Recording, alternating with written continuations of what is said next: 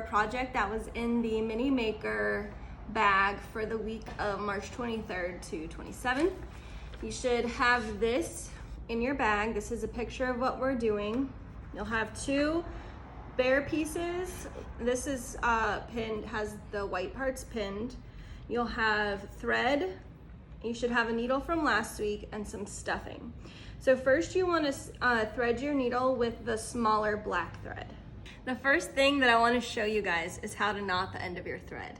You can either bring both ends of the thread together and knot them together, or if your sewer is a little older and they can handle having just one thread, that's good as well.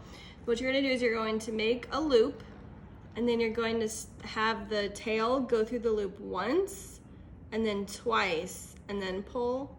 It gives you a bigger knot at the bottom.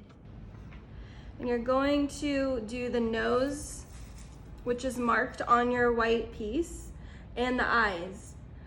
Because the felt is so dark, I didn't mark where the eyes go, but I think that the adults can help the kids judge.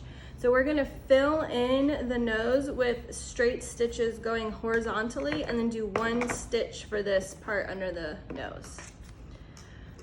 I'm gonna come closer, B. So you're gonna start underneath the bear and come up until the knot stops the thread. I just said what we're doing and I'm doing it backwards. And then you're going to pull until it stops. We always want to pull until it pulls back or it stops, okay?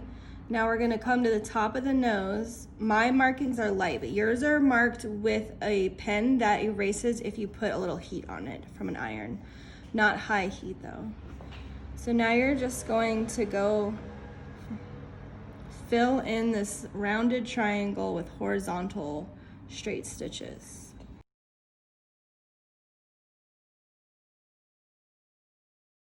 Then you're gonna decide where you want the eyeballs. They go generally right next to the top of the muzzle.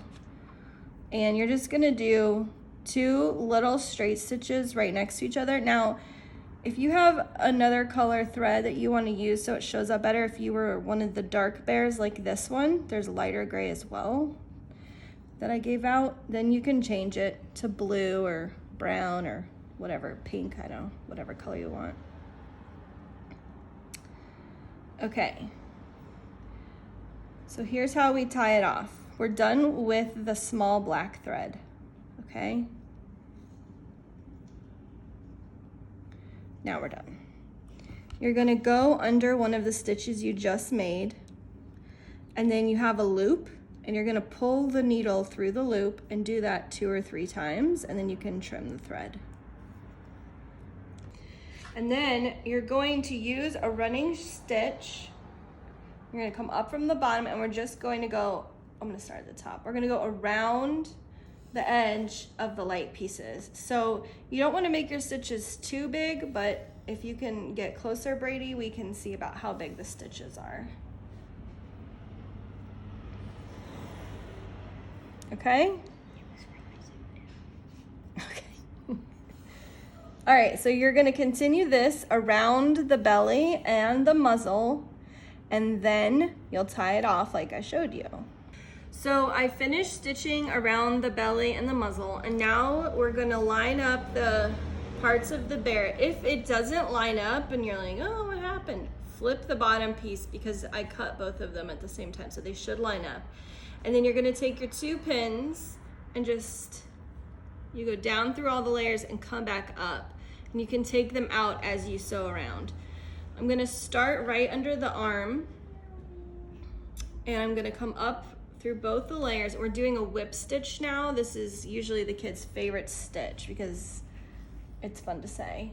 And you're just gonna keep coming up from the bottom as you go around. And everyone's always saying, well, all the kids are saying, oh, what do we do with the curve? You just keep going. Don't even pay attention to the shape. You just go next to where you just stitched and make another one, okay?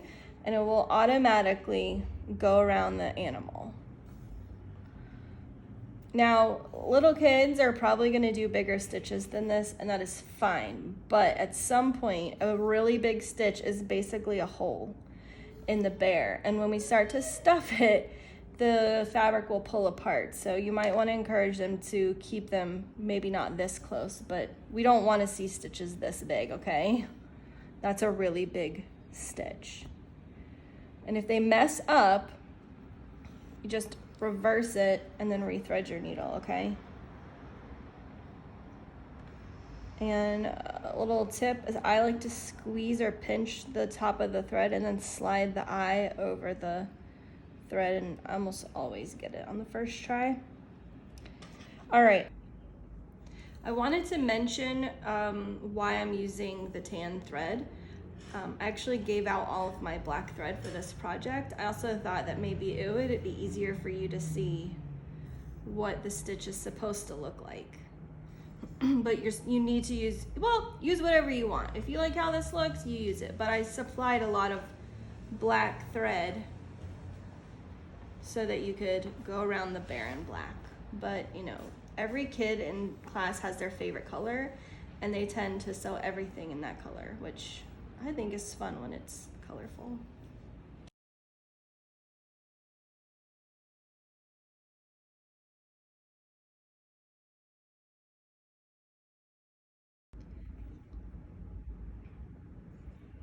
Now, when you get about 1.5 inches from where you started, you're gonna stop, and you're gonna take a little bit of stuffing at a time, and you're gonna push it as far away from you where you are as you can get using your finger, or you can use the eraser side of a pencil or a chopstick. We call them poker sticks here. You're just gonna stuff it. I like to say lightly stuffed. This guy does not need to be stuffed so much that he's hard, okay? He's really cute when he's lightly stuffed. And then you're going to keep stitching. You can pin it if you need to. And then when you get back to the beginning, if you have a long enough tail, you can just tie the two tails of the thread together in like a triple knot. If not, you can do what I showed you before. I'm gonna do a triple knot. And then one of the things that I like to do is send the tail with the needle back through and across the bear, so that the tail, this one, ends up inside the bear. And then I stupidly did not bring my scissors over here, so I'm gonna use a rotary cutter, and you just cut it off, and then it'll slip back into the bear. And you have your little bear.